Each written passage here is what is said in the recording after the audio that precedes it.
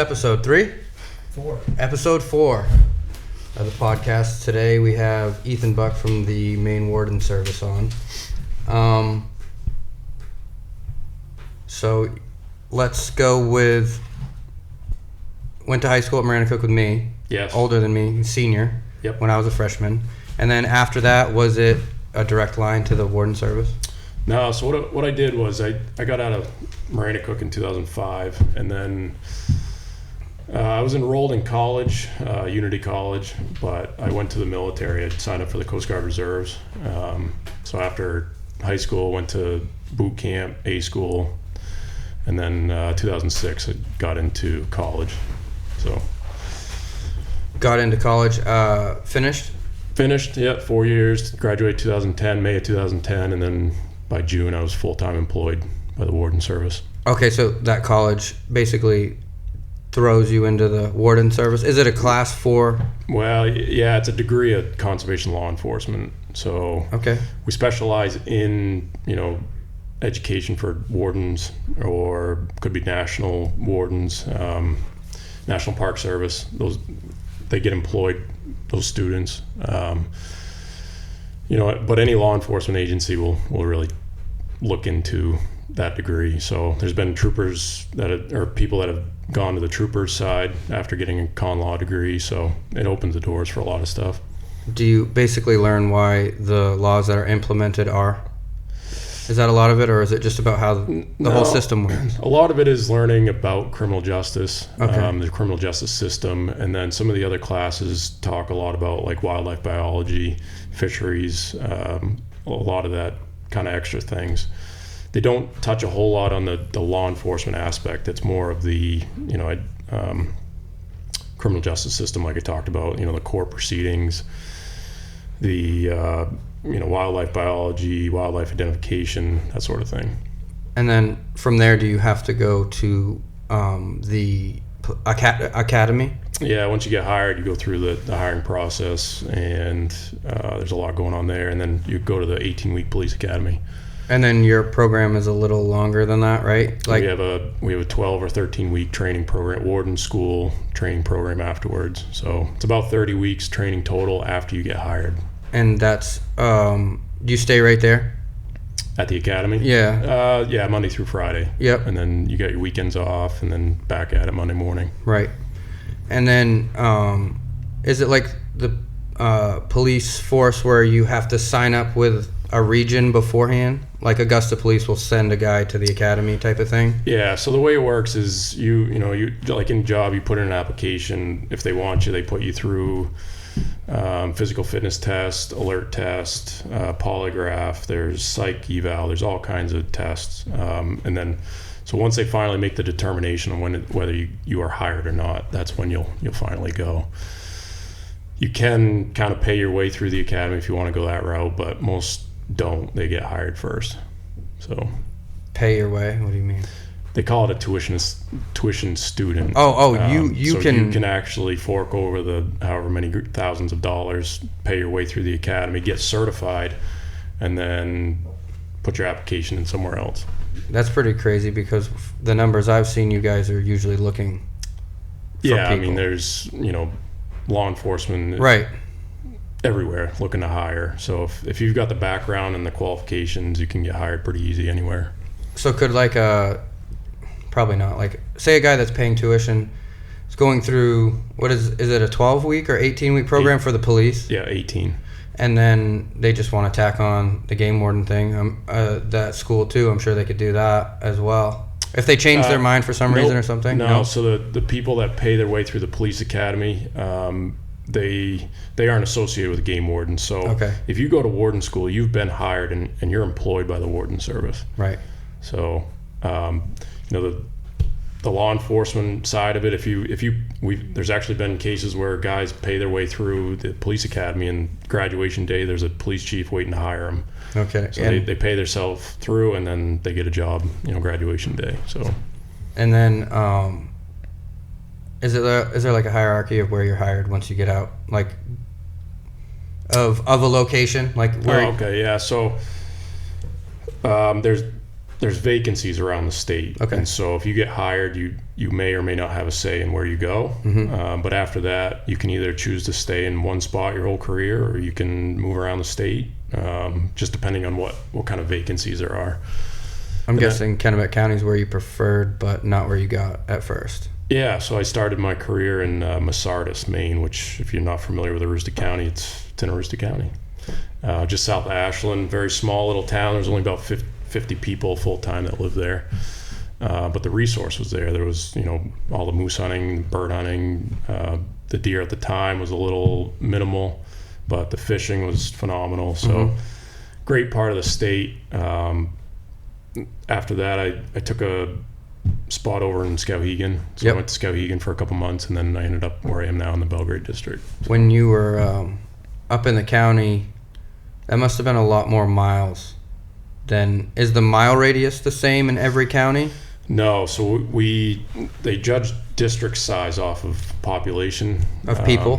Kind of people and just what is manageable. So right now I cover really 5 different towns. Up there I was covering like 18 townships with 2 towns included. But there's no population in a lot of the townships. There's just camps. Do they count in people traveling in during hunting season? No. That must be tough in some spots. So in a given day you could drive 250, 300 miles just to see your district. If you drove the whole district end to end. So if there was in a circle, if you were going all the way out to the Allagash and back home, you could easily put on 200 miles. That's pretty insane. So, I mean, and you're the only one in that, or do you shifts or? No, you're the only one assigned to that district. You could be with somebody, another warden or somebody, but there's really no backup on days that you're by yourself.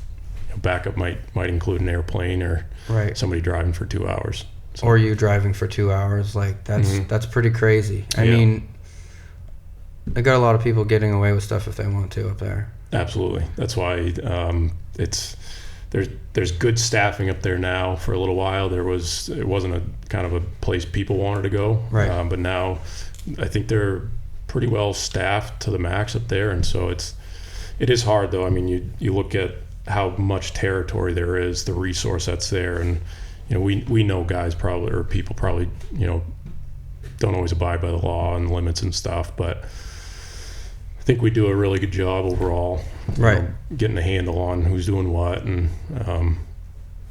trying to help combat some of that. So. And I know we talked last year about needing the help from people like the warden service used to have, right? You said people were more apt to give you a call and say, hey, this doesn't seem right, or something like that.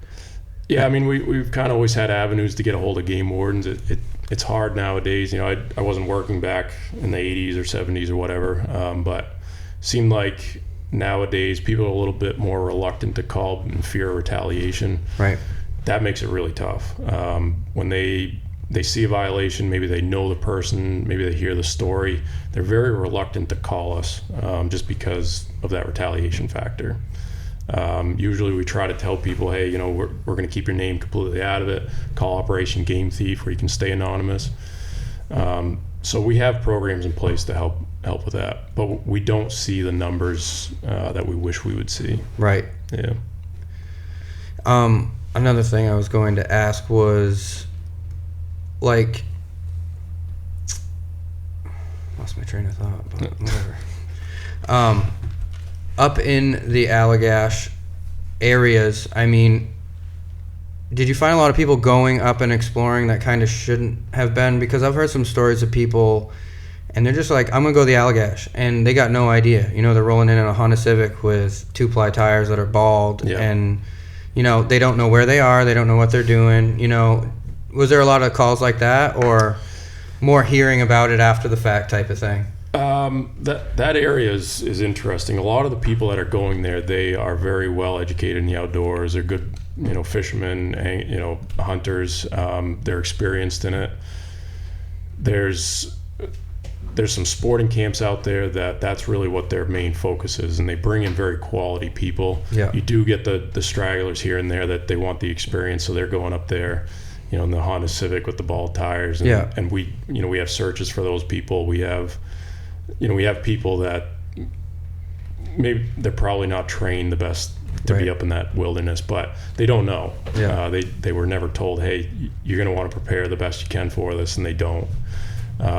So we do have some of those, but a lot of the people that are up there, they understand the importance of the resource. They understand the importance of the laws and why we have bag limits and that kind of thing. So that's what I try to explain to a lot of people that don't really hunt or have anything to do with the outdoors, is like the amount of revenue that it brings to a town, like kind of what like Greenville used to be. Yeah, sure.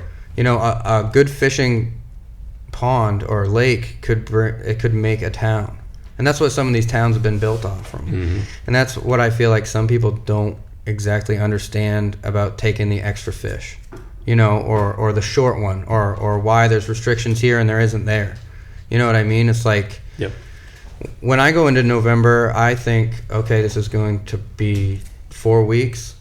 I don't think I'm going to go out 4 times and get what I want to get. I feel like most people don't think of it like that. Right. They're like, I deserve to shoot that because I took this 3 hours in the morning to sit on this stump. You know what I mean? I think it's easier to get an education on why that kind of stuff matters, but at the same time, a lot of people don't know or don't care. And what you had said about like people up there knowing it's a resource, do you feel like that's the same in Kennebec County? So the dynamics of the resource, in the 2 different parts that you're talking about, Greenville, is quite a bit different. So what we have down here at Belgrade area, you're seeing a lot of the vacation homes. You're seeing a lot of the people that are going out to fish for maybe resource that we're not regulating as much, or that kind of thing. Yeah. Why don't we regulate pike? Well, because we know they're invasive, that kind of thing. But if you really get down to it, what are people coming to Belgrade for, or Manchester for? They're coming for the pike. Right. They're coming to bass fish. Right. So there's quite a bit of financial gain for the state for that. Mm-hmm. So there's, obviously we're not going to go out and regulate pike, for example, but we do have to make some sort of presence known and make it known that overall there's a reason why this stuff is here, and that we do what we do. Right. Yeah. So, you can keep as many as you want, but you still can't drink and drive your boat, or fishing, you got to have your license to fish. Right. And there's, not transporting, obviously the transportation of those pike is the big one. You put a pike in your live well, you bring it to the next pond over. It's like punishable by, I think it's $10,000 fine at this point. By some people, death. Yeah. So, yeah. It's, those are some of the things that we really have to watch. Why? Because the pike is going to affect a different resource. They'll destroy a salmon fishery, they'll destroy trout fisheries. So, but going back to Greenville, you look at Greenville and how just over the last couple of years, the population of the brook trout there, and the number of people going to fish there because of the social media age. Oh yeah, big time. So now I think we have to look at, and everybody that fishes and looks at that stuff has to remember that that's going to make an impact on that fish population potentially. Right.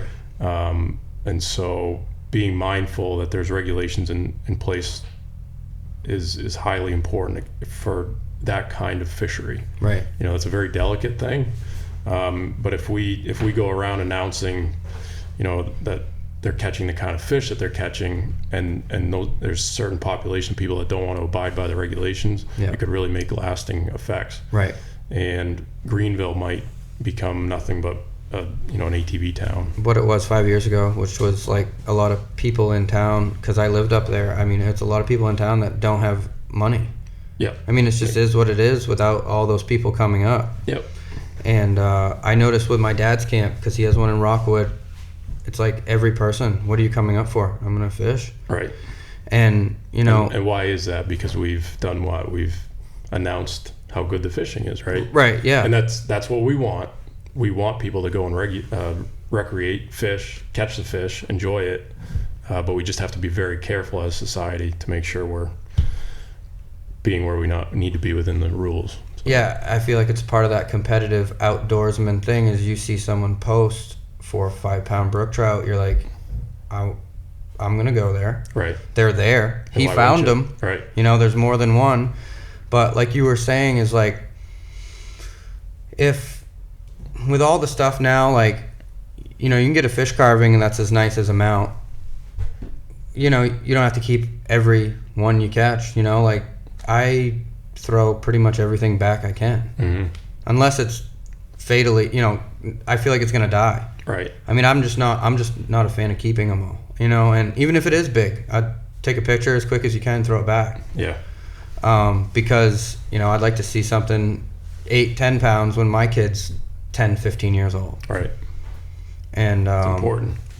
I think it is important. And, you know, you see these guys fishing right out the back of a truck, dumping fish. And I'm like, I just don't understand it. It's just one of those things. I feel like if I don't take it, someone else is going to. Yeah. That seems like a part of it. You know what I mean? Like, don't let a lot of hunters I talk to, well, I didn't let that go because my neighbor's just going to shoot it. Yeah. It's just that thing, that human inherent thing that if you don't take that right now, someone else is going to. It's just, I'd like to see more fisheries like Rangeley. Yeah. That's, I mean, they're both great fisheries, honestly. I mean, Yeah. But, you know, Rangeley is just as delicate, you know, and it can certainly be great one time and bad another. So It seems like they're a lot of the locals know the worth of that, you know, because you can't ice fish that, correct? there's a lot of private money and you know, interest in that area, Right. And so that's what helps keep that the way it is. Okay, that makes sense. You know, they don't allow ice fishing there, and just even outside of just Rangeley Lake, that whole country is filled with the native species, but there's a lot of, you know, protection there from us. And that's not common, native. Well, parts of the state, no. Right. Like, do you think around here there's any chance? I think in this area, I think we really have to look at, you know, what do we just don't have the habitat for it. Right. That's the big thing. You know, if you look at Long Pond and Belgrade is a good example. For a lot of years in history, you go talk to some of the old guys over in that way, and they'll talk to you about how big the salmon were and how many people would line up on Castle Island Bridge to catch those salmon, and the pictures that they had of these fish are incredible. Yeah. Now you go there and I'm not sure you can catch a salmon. I haven't seen one in probably 3 years. Right. I'm not saying they're not there, but they're not seeing the oxygen levels in the lake are poor, if at all. They're pretty much non-existent. Well, I'm not sure there's any smelts there at this point. Is it known what the depletion of oxygen comes from in the lake? At this point, there's a few ideas, but it's probably accumulation of a little bit of everything. Do they think it's pollution or something like that? There's ideas that it's a little bit of pollution from like fertilizer, lawn fertilizer. The alewives are in there. They help deplete the oxygen. It's just not a habitat now that can sustain salmon where it used to be this incredible salmon fishery. So that's just one example. I just think times are changing. Right. And we're never going to go back to that. We're never going to be able to really go back to Long Pond having massive salmon. Right. We're going to probably have some rainbows in there now, some browns. The browns do well there in Great Pond. So we'll have those fish species there. And the pike thing's getting really big. The pike thing is there. The bass fishing's there. Yeah. And like I said, you know, the economy, you know, Castle Island camps, they bring in people from all over, and they're not out there catching the rainbows. They're not out catching the, you know, the trout or whatever. They're out catching bass and pike, and they enjoy that. So that stuff's important too, if you look at the economy. Right. Yeah. It makes sense. I'm just glad something is there. Right. Yeah. It's one of those things where whoever did it, who knows who put them in, because it must have started in Cobbessy, you know, or somewhere around. I think that's the first place I remember. Yeah. Torsi Pond's a good example. I mean, you look at Torsi Pond when you and I were in high school. Yeah. That did not have pike in it. Right. Now it's filled with pike.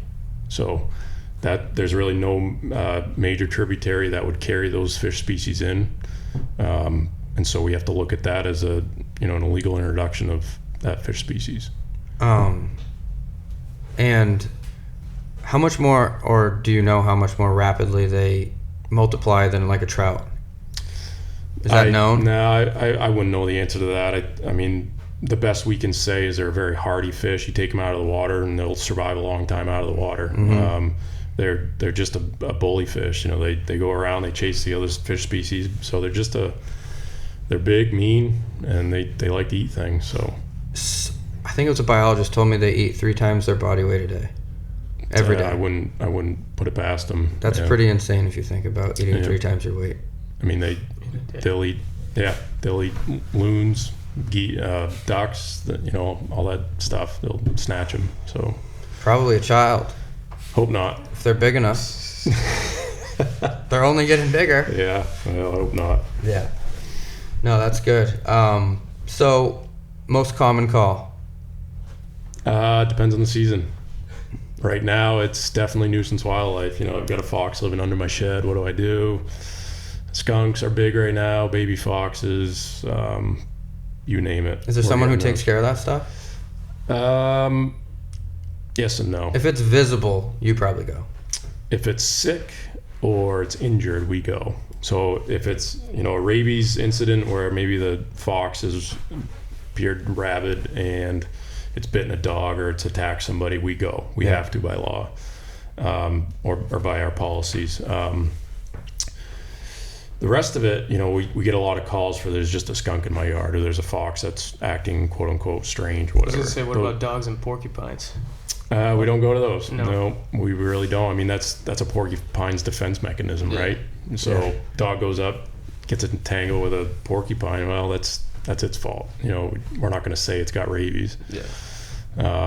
So those are the big ones right now. I mean, I'm getting them all day long. So it's just because it's spring and everything's happening. It's spring. It brings the baby animals out. Right.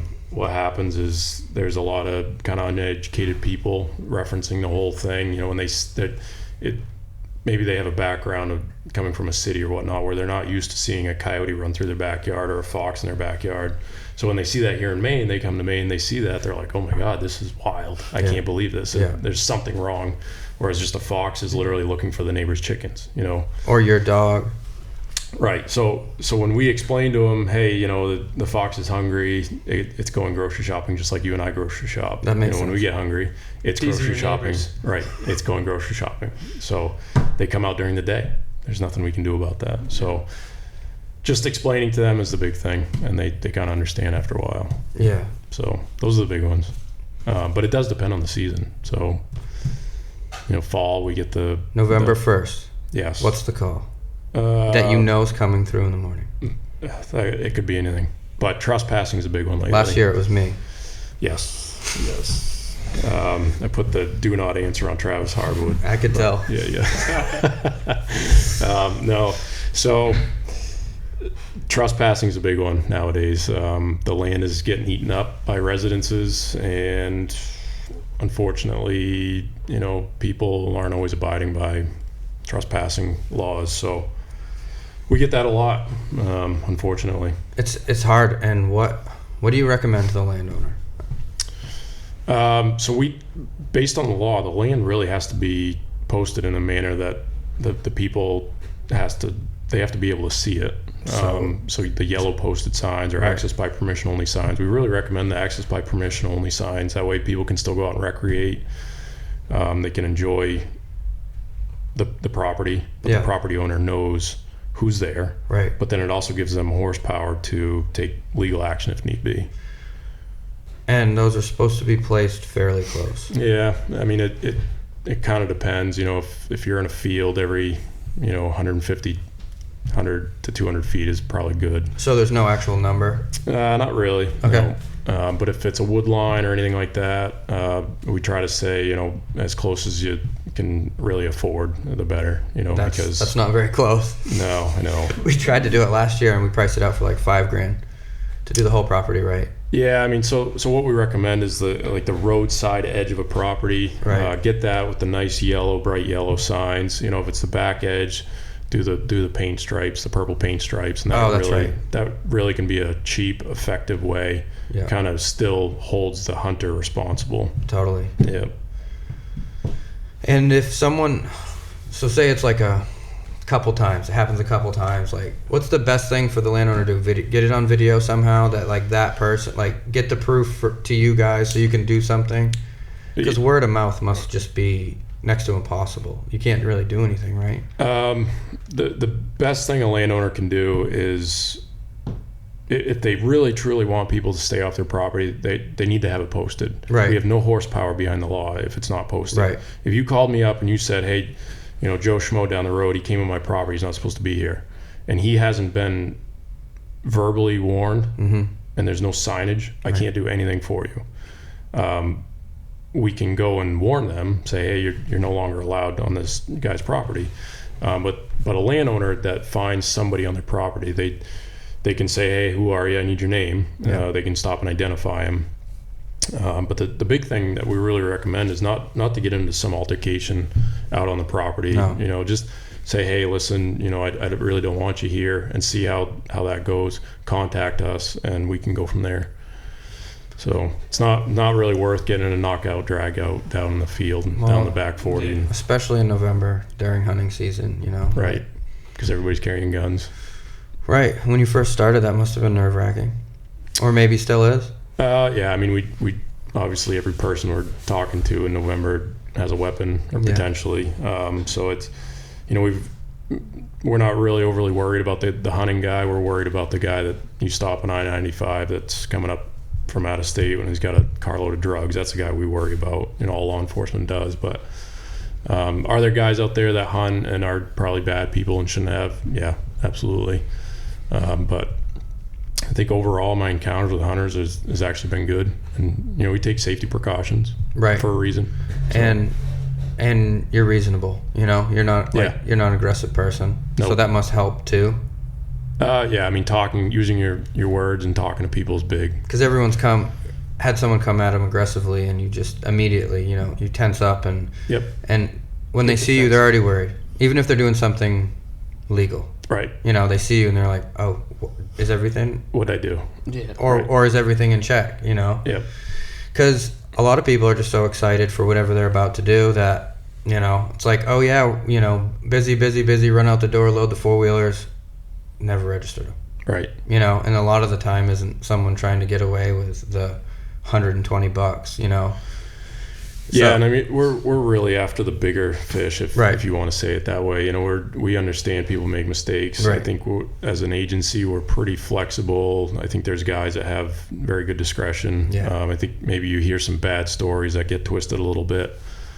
I think overall, we still have a job to do. We're still going to address violations if it's something that we kind of deem as like, an honest mistake. I think we all understand that we're all humans, and we see it that way too. So. Right, like my dad told me the hardest part is just every encounter you're getting lied to.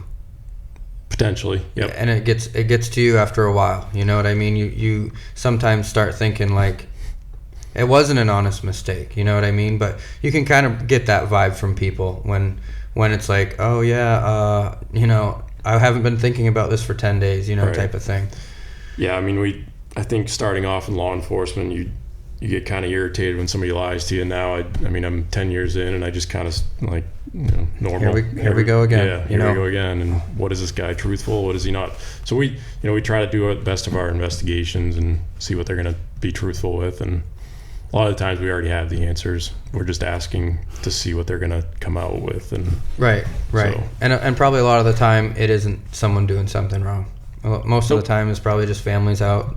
A lot of our encounters that are, just maybe it's somebody's on a four-wheeler ride, or boating or whatever.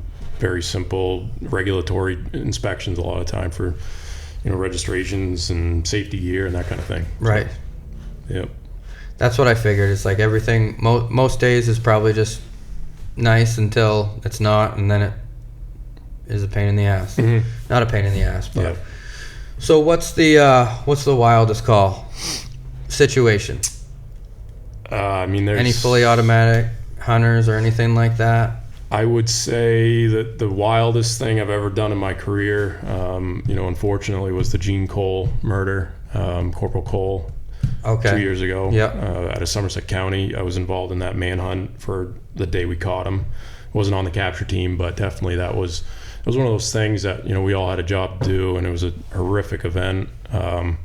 But going and walking through the woods, hunting a man killer is quite a bit different, and bizarre, nerve-wracking. I mean, you name it, it was what it was. So He was armed?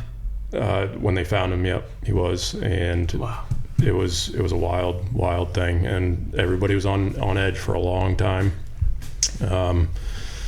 And yeah, I mean, that was probably the craziest thing, you know. And the days leading up to that, or actually the day that it happened, I was involved in a search for a 5-year-old down in the Androscoggin River on our dive team, a member of the dive team.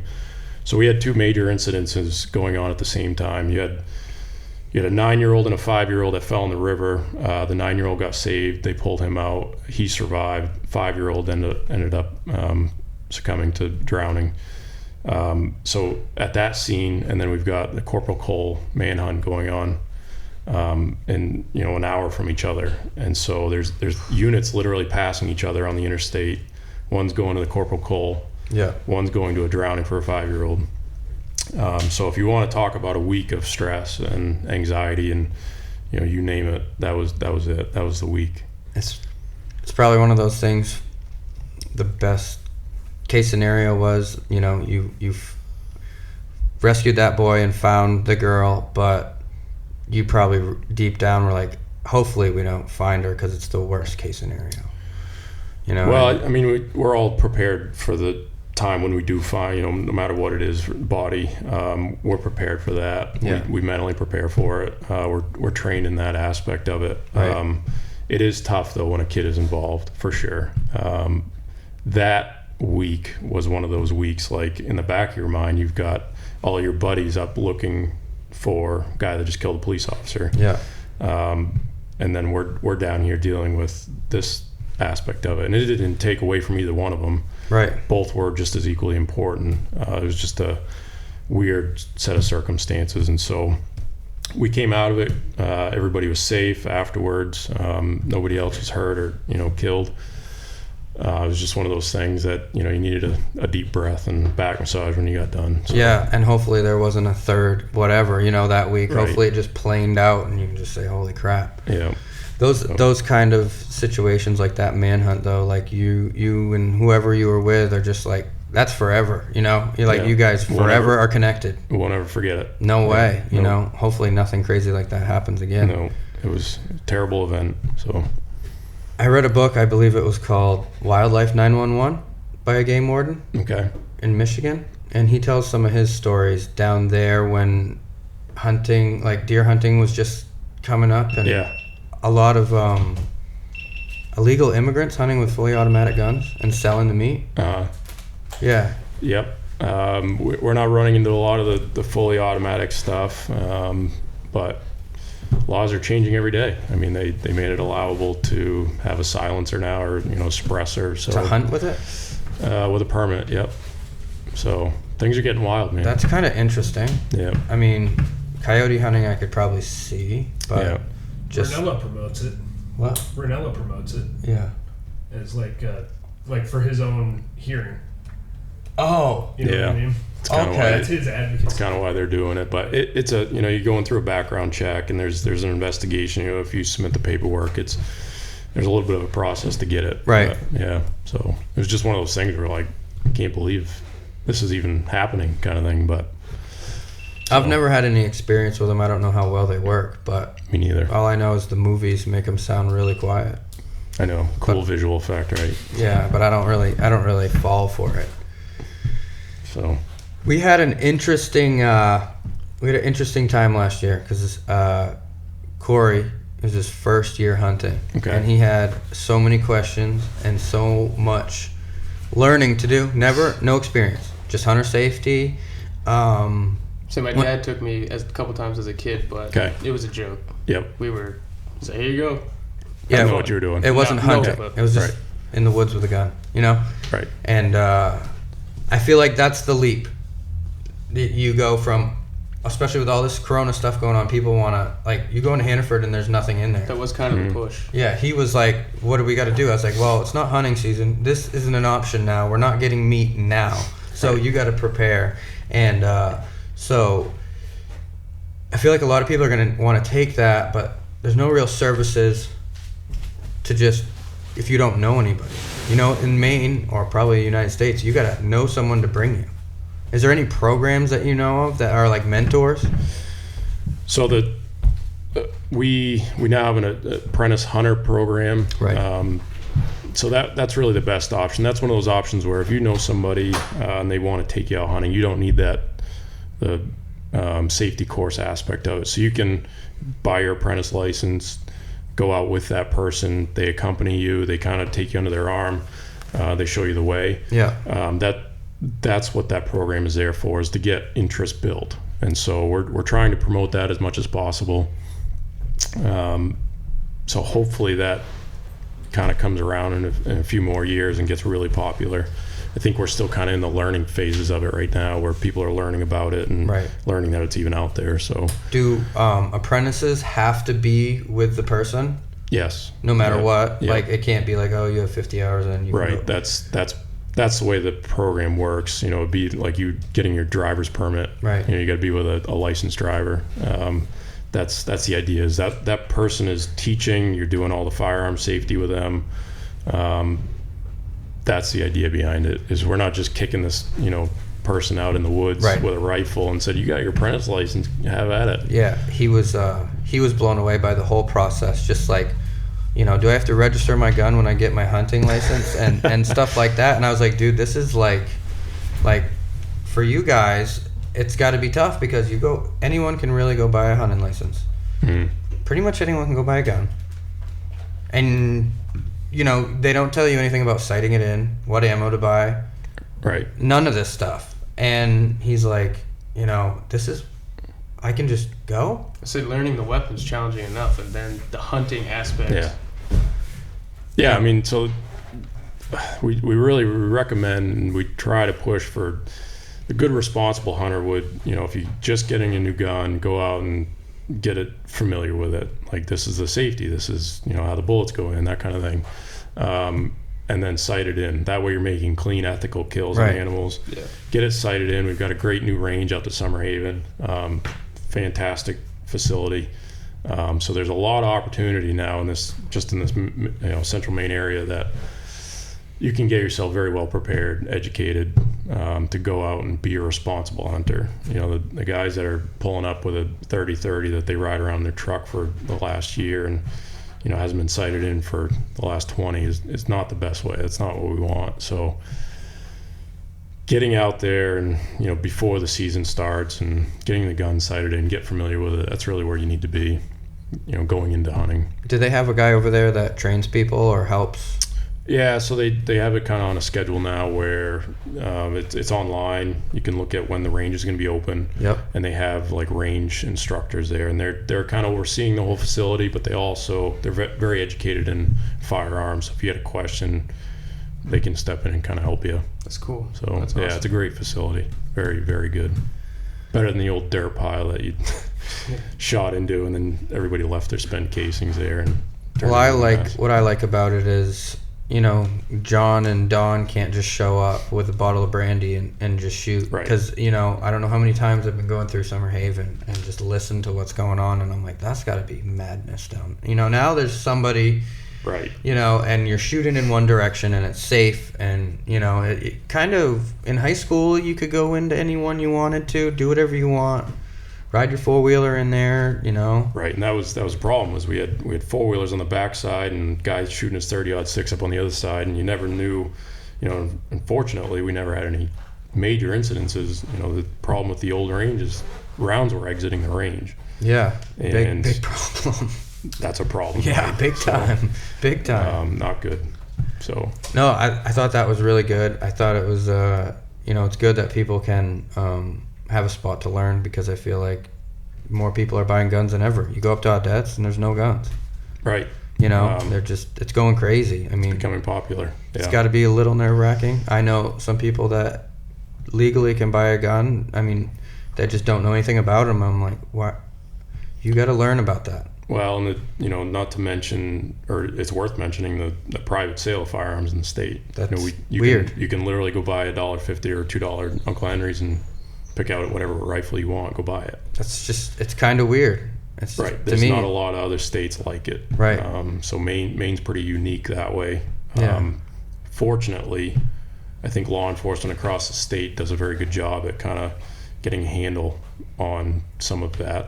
If the person's not supposed to have firearms, we do a pretty good job eliminating it. Obviously, you're going to have people that are constantly doing it one way or the other, but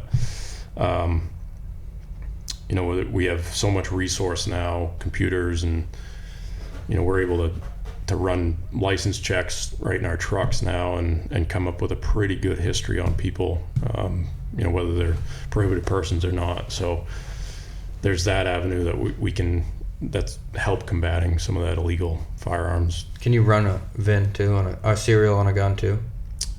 Yes, yeah, we can. That's, see if it's stolen or not. Yeah, that's awesome. Yep. That's really good. Because I know one of my friend's brothers, who's a sheriff, had his .30-06 stolen, and they ended up finding it because the guy tried to sell it to a gun store in northern Maine. Yeah.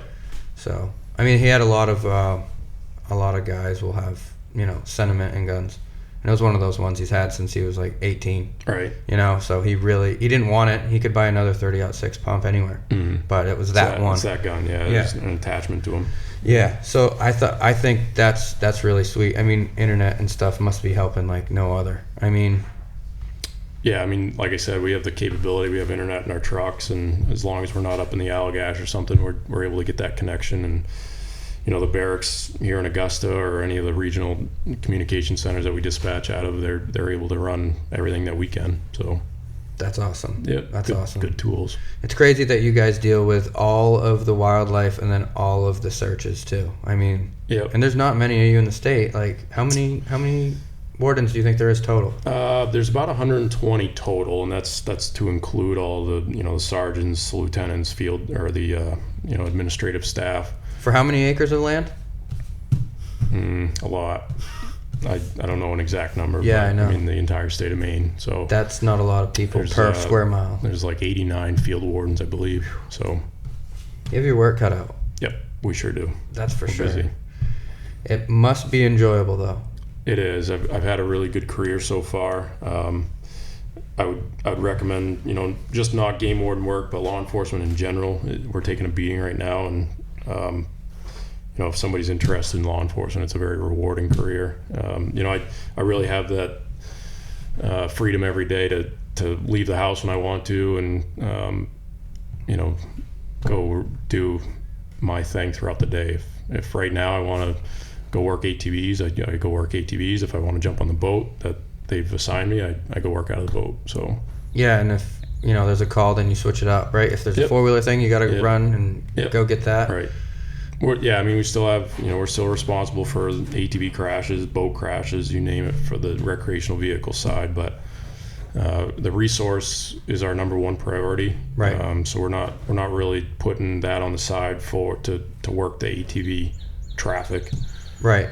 But we have a very broad job scope, if you will. So we have to cover it all. It's just important to monitor everything throughout the day. It's pretty much like general safety of all things is what it seems like, because I know I talked to a warden a couple months ago. He saw a guy doing 100 miles an hour, speeding ticket. Yep. A lot of people don't know you could do that. A warden can do that. Yep. So we're still state law enforcement. We can still pull your grandmother over on 202. You name it. We have the ability to do it. Right. Jurisdiction throughout the state. We just try to focus mostly on really what our job is. Totally. We try to focus on the ATVs, the stuff that we're really assigned to be doing. Mm-hmm. So, yeah, no, that totally makes sense. Yep. As for I'll go back to him getting into it. Say a new hunter makes a mistake. They're going to be terrified to admit that. But if you catch them in the act trying to get away with it, it's going to be 10 times worse, correct? So, I mean, like we talked about, everybody wants to lie to us. The big thing that we really try to help people understand is, mistakes happen. We get that. If it's an intentional violation, that's quite a bit worse. Right. If you're intending to violate or you are trying to hide something, Right. that for us and actually for our district attorneys, it's quite a bit worse. So if we have a person that maybe they made a mistake or maybe they made a bad choice or whatnot, and we catch them and they just come out and say, listen, I screwed up, you're right, this is what happened, and we can validate all that. Yeah. A lot of the time we're willing to work with that person a lot more than the person that we have to do all kinds of extra legwork for. And not that we're not willing to do it, but it just makes it that much more difficult for that person. Right. You know, if I gotta invest in a bunch of time and energy investigating what you're lying to me about versus you just coming out and saying, listen, I made a mistake, this is what happened, it's a lot easier for everybody. And if you catch somebody, you're more apt to think, what else is he doing? Right. So we're constantly, trying to follow up leads with people, and it's one of those things that if I get lied to and they're constantly lying, next time I interact with that person, guess what? I'm going to have an immediate reaction to the last time. I'm going to think this person lied to me last time.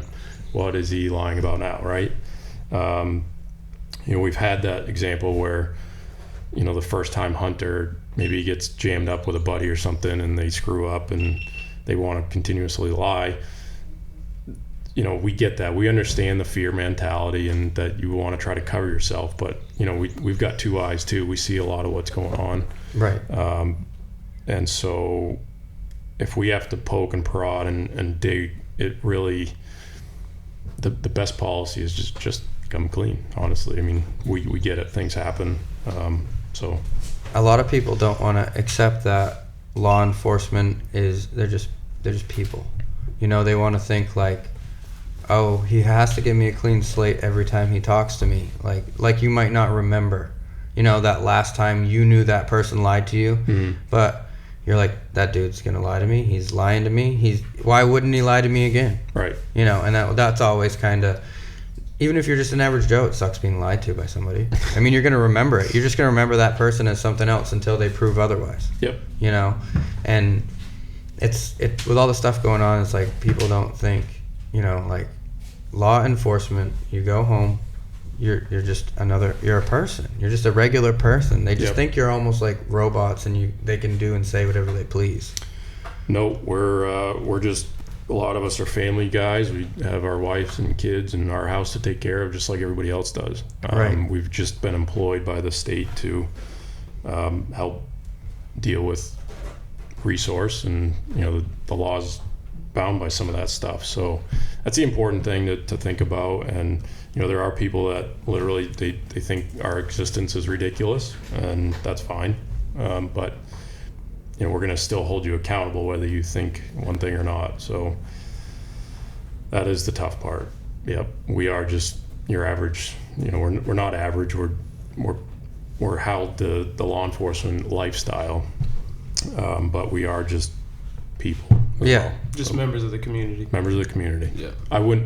You wouldn't know me any different if you didn't know me personally. Right. And I was in the Irving down the road. Yeah. You wouldn't, and I was in plain clothes. You wouldn't know me any differently. You wouldn't know that I was a game. I go home and I put on a t-shirt and a pair of Carhartts. Yeah. I'm not. It's just the way it is. So that's it. And the same thing with a lot of the other law enforcement. Yeah. It's like you'd see him outside in a side of cleaned up looking military style, which is kind of generic throughout law enforcement. Yep. You wouldn't know. And sometimes you really wouldn't know, depending on who it is. I mean, my dad was a police officer. I met all his friends. Yep. They're all different, just like every person, but it's like, it's hard because almost always cop in uniform, they're just, people are just hate them. And most people haven't even had an interaction with a police officer before, it's like, right. Just honestly just come out blunt and say, hey, I know that I might not like that this is a rule, but I was going fucking 90. And you're going to be like, yeah, you're going 90. Why were you going 90? I was being dumb. Yep. Okay, you've been dumb. Everyone's been dumb before, It just happens. Yep. And if you don't come off hot, you know, and you're just like, yeah, because whenever someone's screwing up, they know they're screwing up most of the time. I mean, you catch those people that don't know that they're honestly doing something wrong. Mm-hmm. They're probably like, oh my God. There's a very clear indication when we find the guy has no idea he's screwing up. Right. And then we find the people that we can tell pretty much right off the bat that they know they're screwing up. Yeah. So it's not, you know, there's some people that are a little harder to read, but once you start talking to them a little bit, you figure it out pretty quick. So, you know, like I said, we use our words a lot. We talk to people so much, and we get a pretty good feel for somebody right off the bat. So a lot of it's completely my perspective and my opinion, but a lot of the time you see people doing something illegal, and it's just most of the time it's just laziness. yeah, And to me, I'm kind of like, that's not an excuse, because like it means something more to me than just going out and being the dude that shoots the biggest buck. You know, I've actually done my research and why this is important, and why, you know, I really enjoy being out there. I don't need to kill something to have a good day in the woods. right. You know, and it's so easy, and I understand, you know, why buying a super PAC license helps everything. That's it, you know, it's like buying your licenses isn't just because it's somebody made it to be an inconvenience to you. You know, it's putting money back to manage the resource.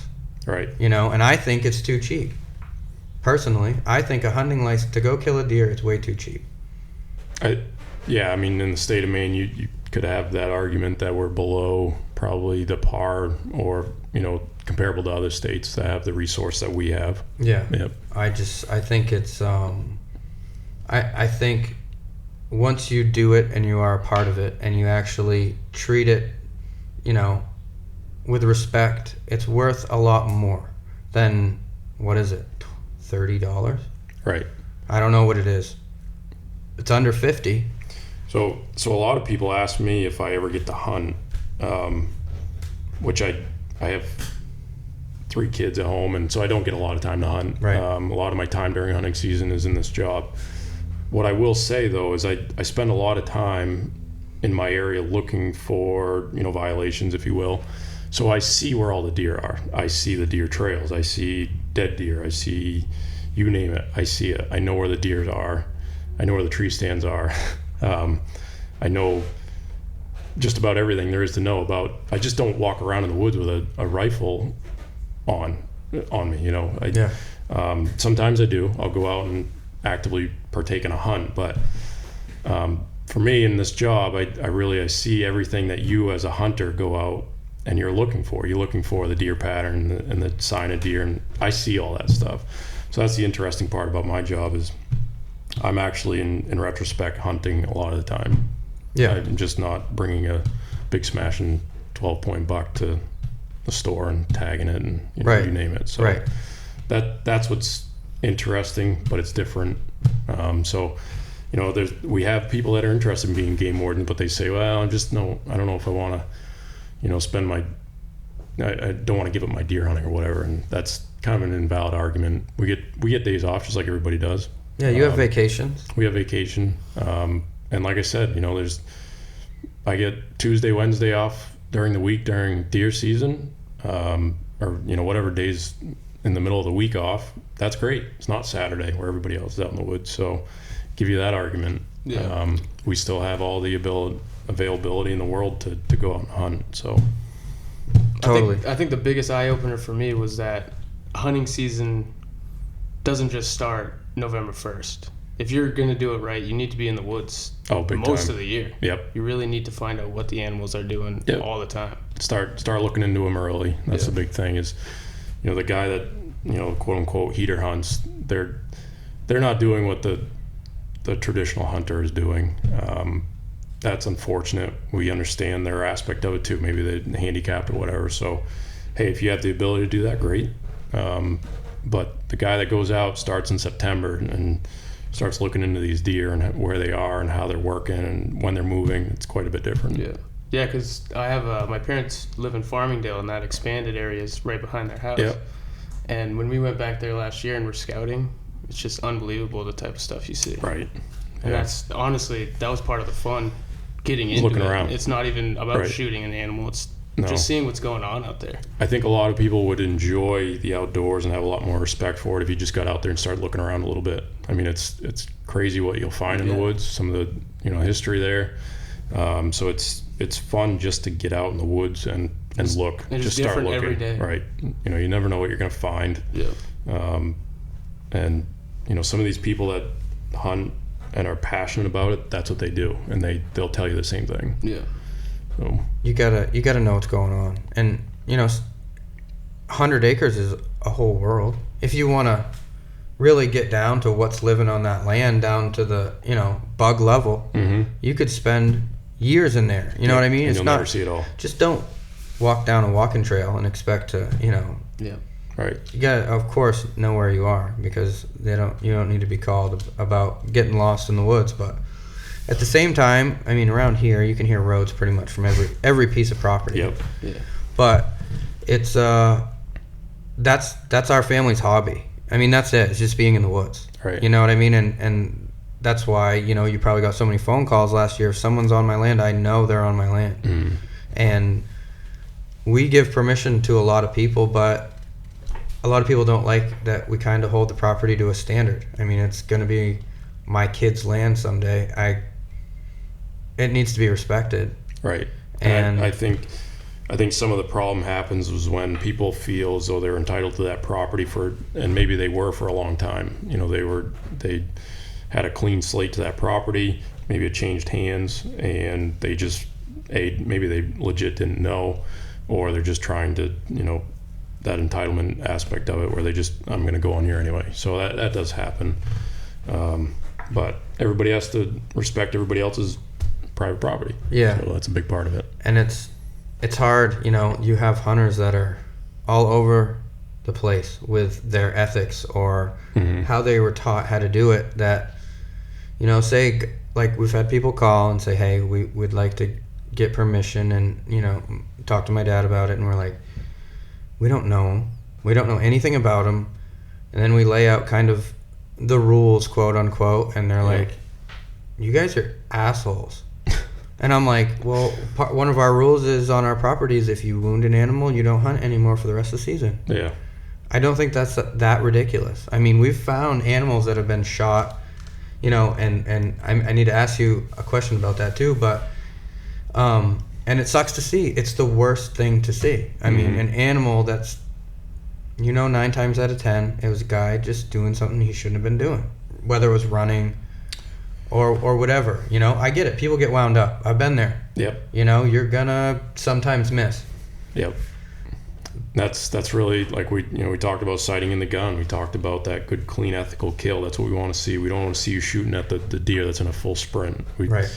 There's reasons why there's certain hunting practices in place and that are clean and ethical and done right. So it's like every step to get better is just a choice. It's like, we're not going to watch Seinfeld tonight. We're going to go shoot our guns. Yeah, it's 4 months early. Yep. But, like, that's what me and him do. We're like, oh, should we do this? Oh, should we do that? And we keep going down these rabbit holes that at the end of the day, when it comes time for our sport, we're waiting all season. It's like off season. It's like, get better. Right. I mean, and I know a lot of people don't treat it like that. They almost treat it as a privilege, which I think it kind of sucks. The way land's getting pushed back right now. Yeah. Because everyone's building and building and building, and then you have all these people that have this privilege to hunt. I just think it's tough because that land's just going to keep getting smaller and smaller. The habitat. Yep. It's gonna be interesting. Yeah, I mean, you look around this area, but even we'll talk about the northern Maine portion where these huge landowners, these timber companies or whatever, or management companies, they're seeing the same problem. It's just on a much bigger scale, Right? Even if you're riding a snowmobile down a trail and you're not staying on trail and you're running over a tree that they've planted to harvest in 50 years, you're still ruining that opportunity for that landowner. So people have got to realize and come to the realization at some point that these people are allowing, access to their property, but it can just be taken away immediately. And that not just for that one person, but for everybody. Because you can't, with our land, it's not the biggest tract of land, but okay, Johnny can't hunt here anymore, and then it's like, and you got to keep as a landlord, you're going to keep a list, waste all your time, or you're just Right. going to say, I'm not dealing with a guy that's a dink ever again. Like this spring, I can't tell you how much trash we picked up from snowmobilers. Yep. And I know there's no other way around for a snowmobile trail where our land is. And they're not going to cut 3 more miles of trails through a swamp for a snowmobile trail. Right. But do I want to pick it up every spring? Probably not. And that's what that one dude that drank his Bud Light on my land just doesn't get. Right. It's like, do you like doing that? Do you like snowmobiling? Do you like being able to go from, probably Augusta to the weather vane? Mm-hmm. You have, and then I tell a bad story to my neighbor. They're going to do the same thing. Yep. Most likely. Or they're going to go down on the trail and look, and if they find anything, they're going to say, yep, yeah, my land too, we're shutting it down. Mm-hmm. That's what I feel like a lot of people are doing with hunting too. It's everywhere. It's just, for whatever reason, I don't think we'll ever get ahead of it where it needs to be. Public outreach is the big thing. We had a landowner out my way that basically mud season, he had put up a sign right at the trailhead saying, it's mud season, please keep your ATVs out of here for now. And he was willing to kind of keep access to the land. Person pulls a vehicle like an SUV in, parks it, and just accesses his land. So the landowner went out, wrote him a note that said, hey, you didn't see my sign or whatever, please don't park here anymore. So instead of just being, reasonable and a human being about it, he writes him a nasty gram, letter back and saying, how dare you tell me where I can and cannot park. And it's like, those are the kind of things that'll infuriate a landowner to the point of just like, what, I've had it. This is my land. Nobody's coming here. So A lot of people that don't have land don't understand the cost of owning a property. It's like you spend the money to buy it. The taxes the land's not doing a whole lot. right. And you're cleaning it up. You're constantly trying to improve it. I mean, some people don't, but you want to. Yep. All that time. And yeah, some days all it takes is a water bottle on the ground to be like, dude, if there's going to be litter on my property, it better be me. You know what I mean? Just like walking through your land, doing all that work, and you're like, someone just makes that kind of gesture, and it's like, it's hard. Yep. And we like to, some guy asked to come down and hunt with his kids, of course. We're going to try to do that. But we've also dealt with, the rest of it. it's one of those things. It's in people that hunt. Is I could say, okay, look, I don't mind you hunting over here. I don't want you shooting near where my kids are going to be or where it's playing. But oh God, they see the 10-point buck. Mm-hmm. What are they going to do? They're not. They're going to go over there. I mean, it's just that thing. Like you get it in your head. Oh, should I try? Mm-hmm. Should I just Right. maybe just try a little bit? Who's going to know? Yep. And that's when you get in hot water. And that's, I don't know. It's a tough thing. And now it's becoming a liability Sure. for some of these bigger companies. Like, I believe CMP used to allow people to access that part of the expanded zone. Mm-hmm. Liability, they Yep. can't. I Right. mean, it's not easy to get, it's not hard to get hurt hunting. Nope. And, you look at a company like CMP where they don't barely let you do anything out of the norm, like safety wise. You're just gonna let some guy go up in there with a broadhead on a bow that you've never met in your life. Yeah. That's big time. Yep. And that's tough. I wish the state could do something with an incentive on tax. Yeah. That would help big time to allow people to recreate on their properties, or just a landowner in general.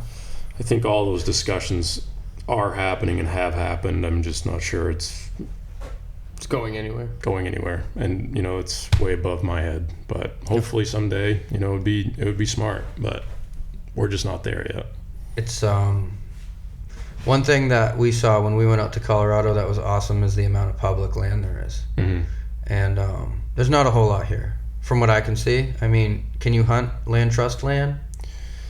If they allow it, yeah. Okay. Some of the land trusts around, yes. There are some that they've made it very clear, either it's shotgun only or you just simply can't hunt it. So those, you got to pay attention to those. I mean, there a lot of them have walking trails. So Right. there's just people, the general public out there walking their dogs, and you're out there hunting.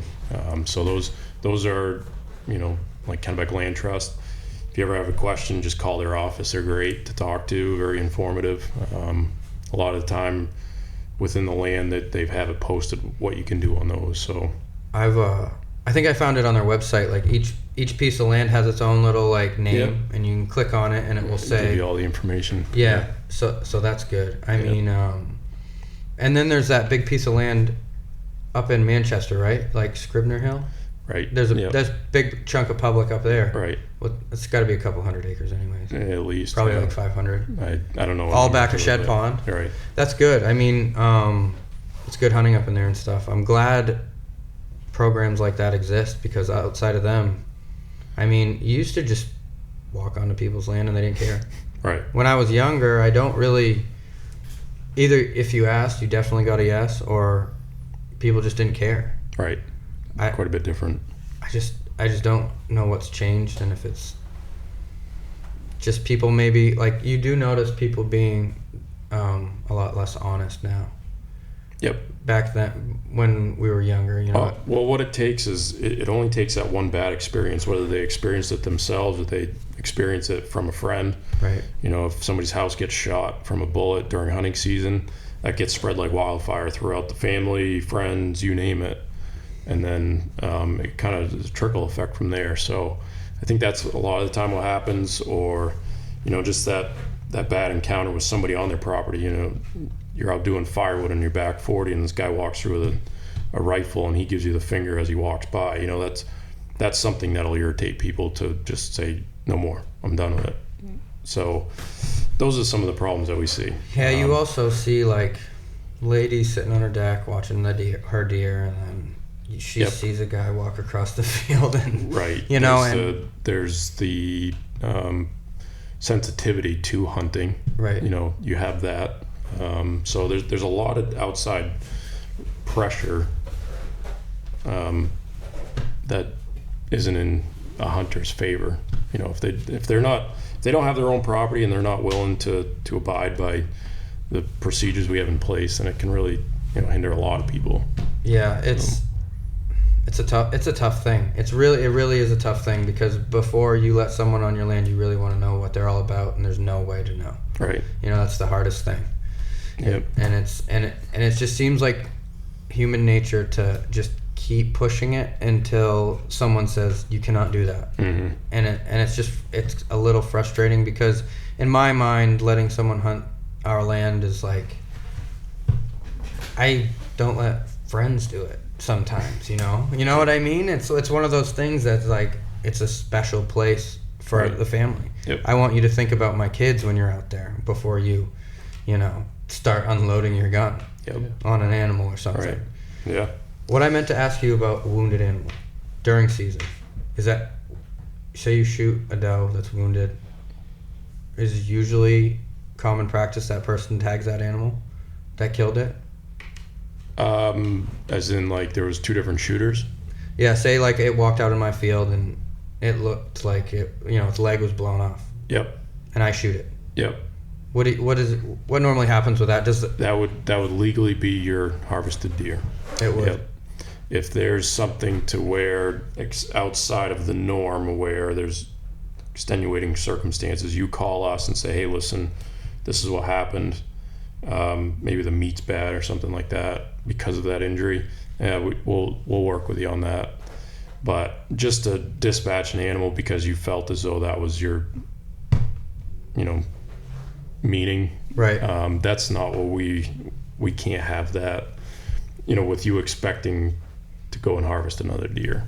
Right, because it could turn into I'm going to shoot his leg off and then shoot it. It's an unenforceable nightmare, honestly. Yeah. So we want people, if you see that injured animal and you're not willing to tag it once you shoot it, you need to be calling us, and we will do what we can, or we'll explain to you what we can and cannot do. That makes a lot of sense, because I've seen some deer shot, just deer in general, because I haven't really hunted a whole lot other than bear, but with some injuries, and the next year they're like fine. Yep. Like the crate, like Jake found one running parallel with the spine, an arrow lodged in like the back of the spine. Someone must have taken a frontal, and he shot it with his gun. It was a little thin. Yep. But other than that, it was acting like, I mean, it was chasing does around, and it's just incredible what they can. They're tough. I mean, it just heals way better than people. Yep. Yep. They're resilient. Broken legs. They we get a lot of calls about. I got a deer in my backfield that's got a leg dangling. What we say is we're going to leave it as long as it looks healthy, like it's eating. Obviously, a leg dangling isn't healthy, but otherwise, if it's walking around, moving, and it's eating, we're going to leave it, because a lot of time that leg might just die and fall off, and it actually gets around on 3 legs. It's like the turkey we saw this year. Yeah, we saw turkey with 1 leg, and they obviously become the kind of the bottom of the food chain for coyotes, but it's better than us walking up and shooting it. So we just try to let things play out, and hey, if it gets eaten by a coyote, it's part of the food chain. Nothing we can do about that a lot of the time. So. That's what I kind of feel about the predator population. Is a lot of people like pike just want to kill everything, and I'm like, this has been happening like this for so long. Without us knowing, like, right? We move in and out of our houses day in and day out, and there's things in our backyards that are going to war every day. Yeah, I mean, there's fishers eating chipmunks and squirrels, and yeah. There's coyotes eating deer alive. So yeah. Well, that's what I was thinking about, the deer with a missing leg situation. What if a coyote just got it and it got away or something? That's what happens. Get shot or not? I've gone and seen deer that their whole hind end is eaten away. Its intestines are literally hanging out of the thing. It's still alive. It's up and moving around. Yeah. That's a deer that needs to be shot. It's mortally wounded, but. And you guys would obviously understand that. That's nature. Yeah. That's the way nature works. Right. Unfortunately, it's a very cruel thing. Yeah. But, it's pretty cool. It's wild. Yeah, it is wild. It is literally. wild. Yeah. And coyote, you can hunt them all year, right? Yep. You can't night hunt them all year, but you can hunt them year round. Does it seem like something that is exploding, the population, or is it just... Coyotes? It seems like on our land there's a lot, but we haven't been there long. Population is... I don't know if it's exploding really, but it's there. Right. The good thing is I think people are actively willing to hunt them a little bit more than they used to be. Right. So, they see a coyote and they're willing to, shoot it more so than they used to be. There's actually people that go out and hunt them for a sport. They bait them and they hunt them, and that's great too. Yeah. So. And what about bear? In this area? We've had a lot of bear complaints this year. Yep. A lot of bears. So that Chesterville, Vienna, that country. Yeah. Big bear population over there for whatever reason this year. Big thing with those is, come springtime, you got to remember they're hungry. They've been sleeping all year or all winter. So they come out and they're ready to go. They're looking for bird seed. They're looking for anything. And and a lot of people think that they're way more aggressive than they are, like a black bear. They're not overly aggressive. Right. They're just willing to push the limit a little bit. Yeah, yeah. And so coming up on your deck and grabbing your bird feeder is not out of the norm. Right, yeah. Willing to do that. And they're we had one eating goats. Really? So yeah. Locally?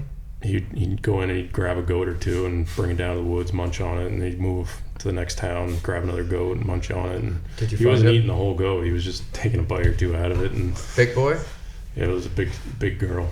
Big girl? Yeah. She must have just had babies or something. Yeah, we think she just, but wow. Did you find her? We trapped a bear, a live trap. Yeah. But we're not sure it's that one. But we didn't have any more calls. Once we did trap that one, we didn't have any more calls. But we're not sure if she just moved on or what. The space that we hunted last year in Wilton, the guy had one in his breezeway eating his dog food. Yep. And he shot it, and it was 300 pounds. And I met his son, and he's like, my dad wants something done. about these because they were getting into the with the cows, like the calves. Mm-hmm. And but he's like, he doesn't want you rifle hunting. Yep. So he wanted them shot with bow. And I couldn't believe the population up there. Yep. I figured you had to go. No, there's a lot of bears that live with us day in and day out. Just you never really see them because they're clever, they're quiet. Just they're not overly aggressive to humans. Yeah, a lot of people think that they're that aggressive animal, but they're like a scared dog almost sometimes. Like they just, person gone. It's like, to me, that was the craziest thing is they come in not confident. Mm-hmm. When you see them, they act like a deer, like they're being hunted still, not like they're at the top. Their senses are very good. Their sense of smell is very good. Yeah. So they're very wary.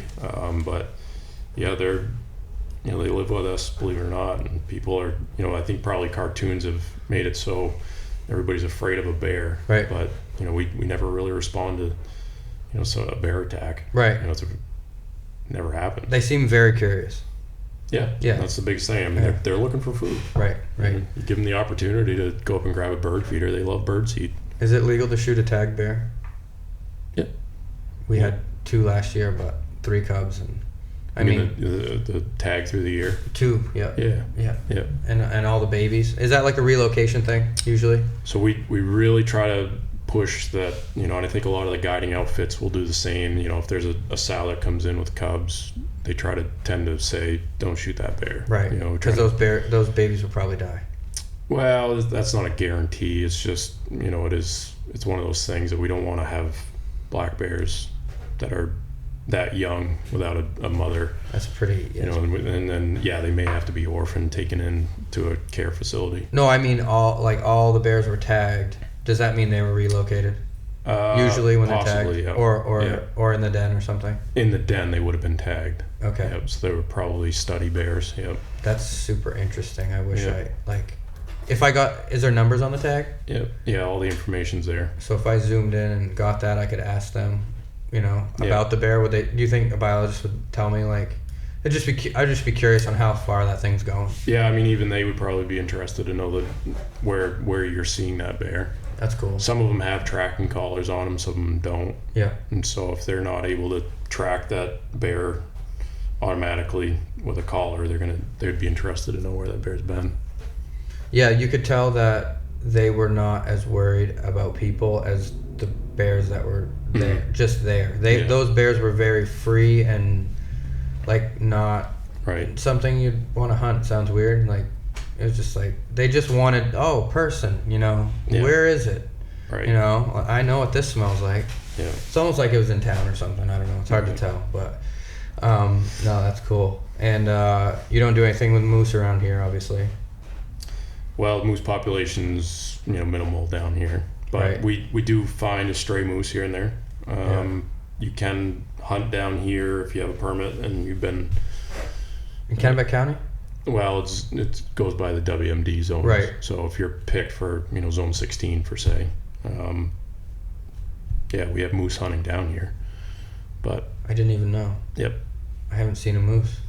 They're around be hard to hunt. Pretty seldom. Yeah, that'd be tough. It'd be a tough hunt. When you're up there, you must have been right in the middle of it. Mm-hmm. That's pretty much season was the big. It was almost like deer season down here. Yeah. Yep. That's a tough one because it's hot. Kill a moose. Yep. It's not easy to get out. Yep. We saw a lot of that where it was either a moose that was the antlers were not legal. They did away with that law, but it was a lot of shot and left moose. For whatever reason, or double kills were another one where. You got the two parties, you got the permittee and the sub-permittee, they both shoot, they think they're shooting at the same moose, they end up shooting at 2 moose and killing 2 moose or more. That's not above and beyond the possibilities, so. Yeah, so one of the most famous ways to hunt moose, and this is what I was gonna ask you, if this is legal or not, but can you spot a moose from a truck and hunt it? Is that legal? It reads like it's not. In what way? What are you talking about? You're driving down the road, see a moose, bail out off the dirt road, legal distance from the road, and shoot it. Yep. That's as long as you're not in the motor vehicle. Right. All those other laws pertaining to that. Yep. Okay, because I read. Is it different for deer? So scouting, is that what you're talking about? You're driving, you're up in, say, the Allagash, Yeah. and you want to throw a couple guys in the back bed Yeah. and drive down a couple dirt roads, and you get a little different vantage point. Is that what you're talking about? Well, I just read a law about hunting and spotting a deer that day and then shooting it. Not from the truck, but spotting it with a motor vehicle. Is that only overhead? You can't. Can't use aircraft to aid in the hunt. Right. But you can drive down the road, spot an animal, bail off, and shoot it. As long as you're meeting all of the other Right, law right. requirements. Yeah, You're no, off- that's all you're I off- You're off the pavement. You're not shooting from the motor vehicle. Right. Yep. Yeah, no, that's all I was asking because I thought I had read it slightly different, but it must No. have just been. No. That's probably the most way moose are hunted up there. Yeah, I mean that's the big problem is we see a lot of guys, they'll put 400 or 500 miles on in 2 or 3 days, and they're like, we haven't seen a moose, and we're like, well, you got to get off, you got to get out of your truck and hunt, and that's the problem is the moose population's declined to the point where the moose aren't being pushed out to the roads like they used to be, where you could just drive down a dirt road and moose standing in the road, flatten it, load it in the back, and go. Now I think it's a delicate hunt. You got to get out, call, look for them, scout for them. That's how people are successful now with it. Have the permits gone down? This year they're going to go up. And the population's low? I won't say it's low. I won't say it's high. Right. I think it's kind of where they want it to be. Okay. But yeah, it's not like it used to be. Right. Whereas every couple miles you were seeing 10, 15 moose. Yeah, I had a guide from Moosehead I was talking to about it the other day. He moved up here 15 years ago. And that's why he moved to Maine. Because he moved from Great Lakes to Maine. Yep. And it's just because he loves moose. And he says now it's really hard. Because he does a moose tour thing. Yeah. Safari or whatever you want to call it. And he said it's hard to guarantee people Yeah. to see him now. Yeah. And you think a lot of that's from not so much like, oh, this amount of permits is too many. It's people leaving, like shooting multiple moose maybe. I think it's a lot of all the little things. Right. I think if you look at the reproduction rate, you're looking at the juvenile moose that are dying from the tick infestation. That's a big one. That is. So you don't have that reproduction. And then, the hunting pressure. And so it's a lot of everything. So the ticks will kill a calf? Yep. Just by a ton of them just getting on it or something, or getting a disease? Oh, wow. No, it's the mass amounts of ticks that connect to a moose. And the young ones, if they come through, they're fine. A lot of the time, they just can't sustain that tick population on them, and they basically get their blood sucked from them. Yeah, it's a terrible thing, and the biologists are they're constantly working on it. Does it happen with deer too? Not like a moose. No, I mean you'll find deer with ticks on them. Yeah, but the moose, if you see a moose that's tick infested, it's not a pretty sight. I mean, it's not something that you would ever expect to see. It's wild. It's I mean, like the actual skin, right? it'll just be these mass clumps of them, and they'll everywhere they walk. If you see a moose that's walked in snow, it'll actually be leaving a trail of ticks in the snow. They'll just be falling off, and there'll be blood through the snow. It's an awful thing. And there was one in Augusta probably 5 or 6 years ago now that was in Chelsea. Yeah. And they call up and they're like, yeah, this thing's acting weird. And I get over there and it's leaned up against their shed, and it's just a younger moose. It's not a baby, or a calf. It's a younger moose. And the thing had literally just been everywhere it walked. There was blood and ticks everywhere I'd gone. I was able to track it by the blood and ticks in the snow. So it's there. The ticks are there. It's not something that's doing the moose any favors. So unfortunately, I'm confident that our moose biologists are doing what they're paid to do, and I mean everybody can do their part of trying to help the moose, but it might just be kind of this natural cycle that we're going through with the moose, and hey, we'll see. Yeah, totally. It's probably a little bit has to do with resources too. Yeah. Getting pushed back and all that stuff, and Yeah. they're probably just getting pushed back in the woods. They are. I mean, that's a lot of the successful hunters. They're saying, the moose are down in the woods, and I've seen that too. You got to get out and you got to, if you can call for them. But you got to go look. It's a once in a lifetime hunt. Get out of the truck. Yep, absolutely, If 100%. I got a tag, I'd be camping out. I had a hunt in just before I left Masardis. I got picked for a Zone 5 bull, and I think I walked more that week than probably I'd done in a long time. Right. It was park the truck, get out and walk, call, and Get one. I was successful at the end of the week. I mean, Yeah. I saw a lot of moose. I called in a lot of moose, a lot of young moose, but it was a great hunt. I mean, that was, even if I had not shot a moose, I would have been like, that was really cool. I did it, Yeah. had a lot of fun with it. But yeah, I was successful at the end of the week. So that's the kind of hunt that we promote. The days of driving a truck down the dirt road, you might get lucky, but driving down the road and trying to expect to harvest a moose, it's not going to happen. It's silly because you see those guys that do that, the ones that chime in the most about populations, like partridge population. Mm-hmm.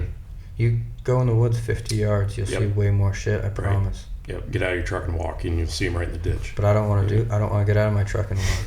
I should be able to get out of my truck and shoot it Right. with my 12 gauge, and then you come breast it for me. Right, exactly. That's Takes the all the thing. fun out of it. That's why I feel like it should just be a little bit more expensive. You should enjoy it a little bit more. I don't know what at least something. Changing people's way of doing it from the get-go is the thing, and we're not going to ever instill that in everybody. That's why when we had the conversation, I was like, dude, for one thing, for someone that hunts, teaching someone really, to be honest and to be blunt, it sucks. Yep. But we're gonna do it the right way. I think that's why I was drawn to the bow, Mm-hmm. because you have to get out there and walk around. There's no, Yep. if you're not out in it, you're never going to see anything. You're never Right. going to get a shot at anything. No. Plus, he underestimated the challenge of rifle hunting for whitetail a little bit. He just thought, first morning we pull into our spot and there's 6 deer before daylight in front of us, and he's like, oh, wow, this so it's is like just this? gonna be Yeah. this is and then it was a long season, like Yeah. 30 days of, and I told him, I Being said, hey, cold. once that thing comes out in front of you, you're going to get a little bit wound up. And no, not me. First encounter, he's like, I can't hold the gun. Yeah. Can't hold the gun. And I was like, well, that's what it's all about. That's why working so hard all season comes to that moment. Like, it's fine if you don't kill it. It's fine if you don't shoot. Right. Now you know. Right. Now you know. And now he's like, yeah, we're coming back for some more. What else can we go after? But I think it's on people to teach other people and teach them the right way, or at least talk about it the right way. Yep. Because you talk about the hunting with people that don't know anything about it, and you're like, yeah, we just go out and drink beer, drive deer, and shoot them up. Yeah. Some lady's gonna be like, that sounds awful. It's Right. just when you explain it to them like an adventure, the build up to it, how important it is. How many people that have asked me like, oh, I want to go. It's like, you can't bring everyone. Right. It's so hard. And it's so hard to teach, because things that are just common sense to me, I'm like, oh, of course, I didn't even tell him to do this or do that in the woods. Just small little nuances that, we're used to sitting there for 10 hours completely still, ignoring all things. Teach that to a human being. Yeah. It's weird. Yeah. Well, trying to walk quietly and stay alert at the same time is very hard. Yes. I think people think it's a lot easier than it is too. It is not easy. It's not easy. The animals definitely have a leg up on you. Yeah, you're in their home. They evolved to survive Yeah. in their natural setting. So Yeah, and it's amazing seeing animals that haven't been hunted and animals that have been hunted, and how well they adapt. Like, it doesn't matter that you're hunting me or you're not hunting that one. It's like they just, oh, I know who you are. Mm-hmm. I know where you're coming from. I know what you're doing. Right. And they're just gonna go to where you're not. And sometimes that's behind Aunt Patty's back deck. Right. They know. You hear about that all the time. 10-pointer. Where'd you shoot it? Well, right there. Mm-hmm. What do you mean? Not in the middle of the woods? It's amazing. Mm. I'm running out of time, so I'll Okay. answer any last questions. So I think I am good. Yeah, but we'll just make sure, you're easy to deal with. People can call you. You're not going to tell who said what or what anything, but yeah, I mean, I guess last little pitch would be to, if anybody's uncomfortable, Operation Game Thief is a great avenue. You can go online and submit something, and we may call you if you decide to leave a number and name. We'll call you, talk to you a little bit about it, but it doesn't mean that your name needs to go anywhere. So it's a great tool. There is reward money there, depending on the violation and its type and how far it goes. right. So we have people using that tool, but it is one of those things that, hey, if you want to remain anonymous, feel free, call in, just tell us, and just give us good information. If you want to not include your name and number, just give us the good information that we can follow up on, and we can do our jobs from there on out. So great tool. And don't be afraid to say hi to him at the gas station. Right. He's just a normal dude. Unless you were the guy yesterday who yelled at me about timber theft and all this stuff, and it was wild. Yeah. Sorry, out of my control, sir. Yeah. Yeah. Timber theft. Yeah, I told him I wasn't a forest ranger, and he's like, "But you told me you were a forest ranger." I said, "No, I told you I was a game warden." And then he continued to yell, and he was just mentally. But you got a tree on your hat, man. Yeah. So. False advertising. I know, my fault, right? Yeah. So. Anyway. Thank you for your time. We Thanks for appreciate having it. me. Yeah, no yeah. problem. All right.